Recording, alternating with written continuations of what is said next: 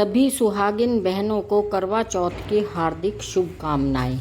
बहुत समय पहले की बात है। एक साहूकार के 7 बेटे और एक बेटी करवा थी। सातों भाई बहन से बहुत प्यार करते थे।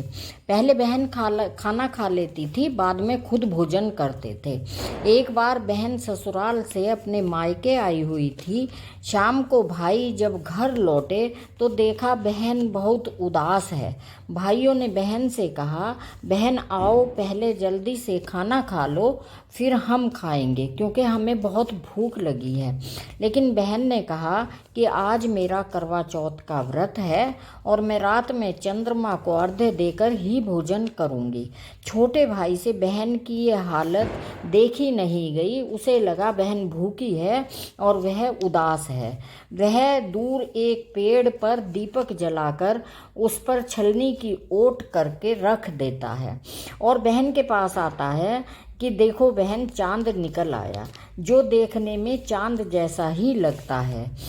बहन अर्घ देकर भोजन कर लो। बहन खुशी खुशी सीढ़ियों से ही चांद को अर्घ दे देती है और भाभीियों से कहती है, भाभी तुम भी अर्घ देकर खाना खा लो।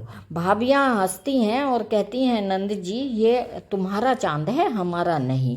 लेकिन वह बात को अनसुनी करके खाना खाने बैठ जाती है। पहला कोर मुंह में डालती है तो उसे छींक आ जाती है।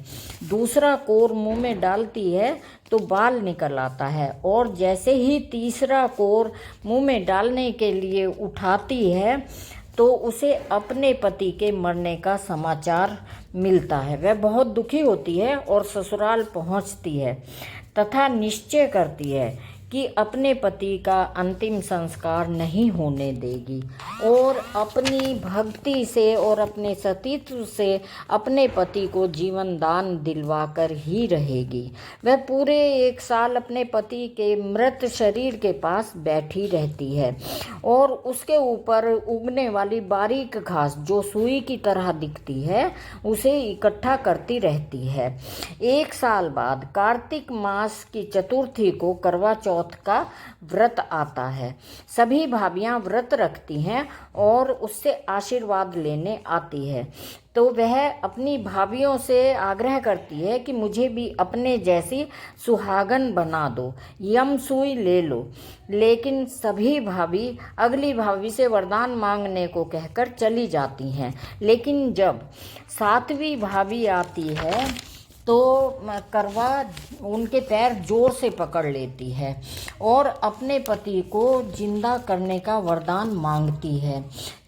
छोटी भाभी अपने पैरों को छुड़ाती हैं, मारती हैं, खसोटती हैं, लेकिन करवा उनके पैर नहीं छोड़ती है।